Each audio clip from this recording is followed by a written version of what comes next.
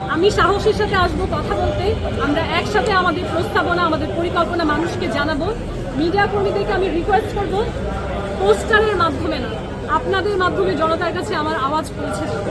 আমি বিশ্বাস করি মানুষ যদি আসলে সত্যিকার অর্থেই চায় যে আমরা এই দেশকে বদলাবো, এবং আমাদের এই দেশকে নিয়ে মানুষ অনেক কথা বলে দেশ আফগানিস্তান হয়ে যাবে, বলে যে আমাদের দেশ ধ্বংস হয়ে যাবে, যুদ্ধের জায়গায় পরিণত হবে। এই সমস্ত কিছু আসলে আমাদেরকে ঠেকাতে হবে। এবং আমরা যদি আসলেই বিশ্বাস করি না বাংলাদেশ আসলে উন্নত হবে, উন্নত বিশ্বের মতো, তাহলে এমন প্রার্থীকে বেছে নেন যার আসলেই সেটা করার সক্ষমতা এবং সদিচ্ছা আছে।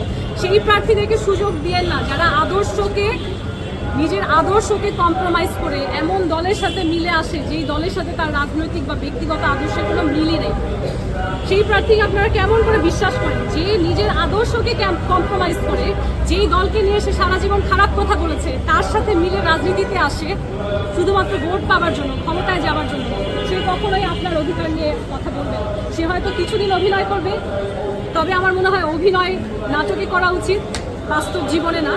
বাস্তব জীবনে আমরা যেরকম সেটাই আমাকে মানুষকে প্রকাশ করতে হবে।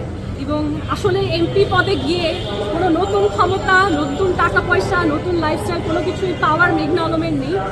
আমি চাইলে তো আসলে আমি যেই ক্যারিয়ার আছি সেখানে আমি একটা স্বাচ্ছন্দ্যের জীবন কাটাতে পারি। সত্যিকার অর্থে আমি চাই, সত্যিকার অর্থে চাই যে যেই হয়রানি, যেই ক্যারেক্টার অ্যাসোসিনেশন, নোংরা অপবাদ আমি নিজে ফেস করেছি, আমার আসনের কোনো নারী যেন সেইগুলো ফেস না করে।